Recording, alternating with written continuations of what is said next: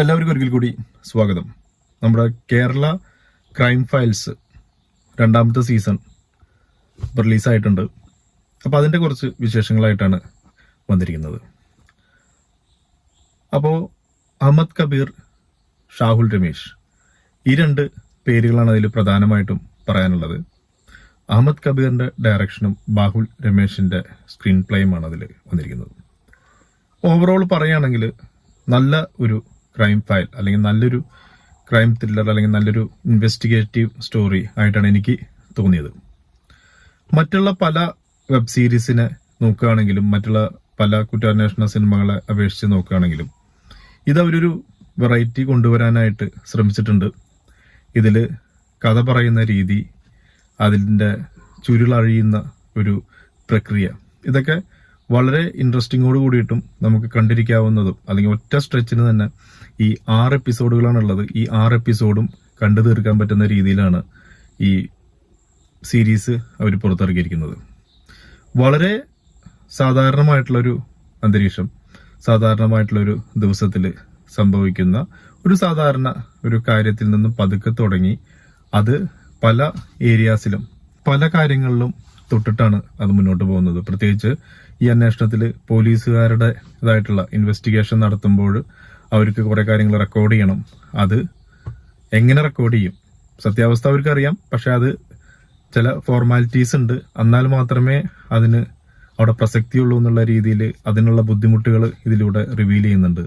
പിന്നെ കള്ളന്മാരുടെ കാര്യങ്ങളിലും അവരെങ്ങനെയാണ് ഇത് ഡീൽ ചെയ്യുന്നത്, അവരുടെ പല കാര്യങ്ങളിലും ഇതിൽ തൊട്ടിട്ടാണ് ഈ കഥ പറഞ്ഞു പോകുന്നത്. പിന്നെ ഏറ്റവും രസകരമായിട്ട് എനിക്ക് തോന്നിയത് ഇതിൽ നമ്മുടെ ഡോഗ്സ് അല്ലെങ്കിൽ ഡോഗ് ലവേഴ്സിന് വളരെ ഇഷ്ടപ്പെടുന്ന ഒരു സിനിമയായിരിക്കും. കാരണം ഡോഗ്സിന് വളരെയധികം ഇമ്പോർട്ടൻസ് ഇതിൽ കൊടുത്തിട്ടുണ്ട്.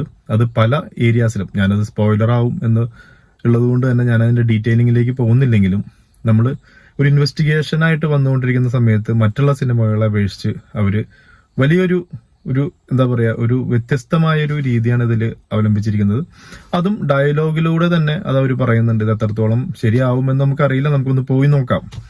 അന്ന് ഡയലോഗിലൂടെ തന്നെ ആ സിനിമയ്ക്ക് വേണ്ടി തന്നെ പറയുന്നുണ്ടെങ്കിലും അത് പ്രേക്ഷകരോടായിട്ടായിരിക്കും ചിലപ്പോൾ ഉദ്ദേശിച്ചിരിക്കുന്നതും കൂടി എനിക്ക് തോന്നുന്നു. കാരണം അത് വളരെ നല്ല രീതിയിൽ തന്നെ അവർ എക്സിക്യൂട്ട് ചെയ്തിട്ടുണ്ട്. അപ്പോൾ പല ഒരു ഇമോഷണൽ രീതിയിലും നമുക്ക് ചില ആൾക്കെങ്കിലും അറ്റാച്ച്മെന്റ് തോന്നുന്ന രീതിയിലാണ് ഈ കഥ പറഞ്ഞു പോയിരിക്കുന്നത്. വളരെ മികച്ച രീതിയിലുള്ള ബാക്ക്ഗ്രൗണ്ട് സ്കോർ ആയിട്ട് എനിക്ക് തോന്നി. പല സിറ്റുവേഷൻസിലും ആ സീൻ ഒന്ന് റേസ് ചെയ്യാനായിട്ട് അല്ലെങ്കിൽ അതിൽ പ്രേക്ഷകരെ ഇൻവോൾവ് ചെയ്യിക്കാനായിട്ട് ആ ബാക്ക്ഗ്രൗണ്ട് സ്കോറിന് പറ്റിയിട്ടുണ്ടെന്നാണ് എനിക്ക് തോന്നിയിട്ടുള്ളത്. പിന്നെ അതിൽ അഭിനയിച്ചിരിക്കുന്ന ആളുകളെ പറ്റി പറയുകയാണെങ്കിൽ ഏറ്റവും ബ്രില്യൻ്റ് ആയിട്ട് എനിക്ക് തോന്നിയ 2 ആളുകൾ, ഒന്ന് ഇന്ദ്രൻസ്, പിന്നെ ഹരിശ്രീ അശോകൻ. ഈ 2 പേരും അവരുടെ ക്യാരക്ടർ വളരെ മനോഹരമായിട്ടാണ് ചെയ്തിരിക്കുന്നത്. അത് നമ്മൾ ഈ സീരീസ് കണ്ടു കഴിയുമ്പോൾ നമ്മുടെ മനസ്സിൽ പ്രധാനമായിട്ട് തങ്ങുന്ന 2 പ്രധാനപ്പെട്ട ക്യാരക്ടേഴ്സാണ് ഇവര്. ഇന്ദ്രൻസ് ഞാൻ ഈ സീരീസ് ഇറങ്ങുന്നതിന് മുമ്പുള്ള കുറച്ച് ഇന്റർവ്യൂസ് കണ്ടപ്പോഴുള്ള ആ ഇന്ദ്രൻസിന്റെ സ്വതസിദ്ധമായിട്ടുള്ള വിനയം, ആ രീതിയെല്ലാം കണ്ടിട്ട് നമ്മൾ ഈ സീരീസ് കണ്ടു കഴിയുമ്പോഴുള്ള ആ ഒരു ഡിഫറൻസ്, അതാണ് നമുക്ക് ആ ഒരു ഇന്ദ്രൻസിന്റെ ആ ഒരു റേഞ്ച് നമുക്ക് മനസ്സിലാക്കാവുന്നത്. അതുപോലെ തന്നെ വളരെ വ്യത്യസ്തമായൊരു ഗെറ്റപ്പിലും വളരെ വ്യത്യസ്തമായിട്ടൊരു റോളിലാണ് ഹരിശ്രീ അശോകനും വന്നിട്ടുള്ളത്.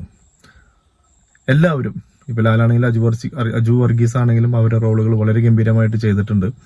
അപ്പൊ ഓവറോൾ പറയുകയാണെങ്കിൽ നല്ലൊരു വെബ് സീരീസ്. സാധാരണ മറ്റ് വെബ് സീരീസുകളെ പോലെ ഭയങ്കര ഒരു ഹൈപ്പും ഭയങ്കര ഒരു ഇൻഷുറൻസ് മേക്കിംഗ് എല്ലാം ഉണ്ടാക്കിയിട്ട് ഒരു സംഭവം നടന്നു, പിന്നെ അതിന്റെ ഒരു ഇൻവെസ്റ്റിഗേഷൻ നടക്കുന്നു, ഭയങ്കര എന്താ പറയുക ഫാസ്റ്റ് ഷോട്ടുകളും അങ്ങനെയുള്ള രീതിയല്ല. ഇതൊരു വളരെ സ്ലോയിൽ സ്റ്റാർട്ട് ചെയ്യുന്നു, അതേ പേസിൽ തന്നെ പതുക്കെ സാധാരണ ഒരു ഇൻസിഡന്റ് അല്ലെങ്കിൽ സാധാരണ തൊട്ടടുത്തുള്ള ആളുകളിൽ നിന്ന് എനിക്ക് ഒരു സ്റ്റാർട്ട് ചെയ്ത് ഇങ്ങനെ പതുക്കെ പോയിട്ടുള്ള അതിന്റെ ഒരു കോംപ്ലിക്കേറ്റഡ് ആയിട്ടുള്ള ഒരു തലങ്ങളിലേക്ക് എത്തുന്നു. അത് വേറെ പല രീതിയിലേക്ക് കണക്ട് ചെയ്ത് അങ്ങനെയാണത് അവസാനിക്കുന്നത്. പിന്നെ ഇതിൽ മൈനസ് പറയുകയാണെങ്കിൽ മൈനസ് ഉണ്ട്. ചില ഇൻവെസ്റ്റിഗേഷൻ പറയുന്ന ചില സംഗതികളിൽ നമുക്ക് ചില കാര്യങ്ങൾ തോന്നാം, ഇതെന്താണ് ഇങ്ങനെ, ചിലപ്പോൾ ഇങ്ങനെ ആയിക്കൂടെ എന്നെല്ലാം ചില ആൾക്കാർക്കെങ്കിലും സംശയം തോന്നാം. പക്ഷെ അവരത് ആ ഡയലോഗിലൂടെ തന്നെ അത് കവർ ചെയ്യാനായിട്ട് ശ്രമിക്കുന്നുണ്ട്. അതിന്റെ ക്ലൈമാക്സിലാണെങ്കിലും ചെറിയൊരു വ്യക്തത കുറവ് എനിക്ക് ഫീൽ ചെയ്തു. അതിപ്പോ എല്ലാവർക്കും അങ്ങനെ തോന്നണമെന്നില്ല, പക്ഷെ എന്നാലും അത് അവർ കൺവിൻസ് ചെയ്യാനായിട്ട് ചില സീനുകൾ അതിൽ കാണിക്കുന്നുണ്ട്. അപ്പൊ അത് എത്രത്തോളം പേർക്ക് അത് ഇഷ്ടപ്പെടും എന്ന് എനിക്കറിയില്ല. പക്ഷെ ഓവറോൾ പറയുകയാണെങ്കിൽ നമ്മൾ ഈ വെബ് സീരീസ് കണ്ടു തുടങ്ങിക്കഴിഞ്ഞാൽ ഒറ്റ സ്ട്രെച്ചിന് തന്നെ ഈ 6 എപ്പിസോഡും കണ്ടു തീർക്കാൻ പറ്റുന്ന രീതിയിലാണ് അത് കഥ പറഞ്ഞിരിക്കുന്നതാണെങ്കിലും അതിന്റെ ഷോട്ടുകൾ എടുത്തിരിക്കുന്നതാണെങ്കിലും അതിന്റെ ബാക്ക്ഗ്രൗണ്ട് സ്കോറും പിന്നെ അതിൽ അഭിനയിച്ചിരിക്കുന്ന ആളുകളുടെ പ്രകടനങ്ങളും. പിന്നെ അത് ആദ്യം തന്നെ ഞാൻ പറഞ്ഞു, സംവിധായകന്റെയും തിരക്കഥാകൃത്തിന്റെയും പേരും ഞാൻ പറഞ്ഞിട്ടുണ്ടായിരുന്നു.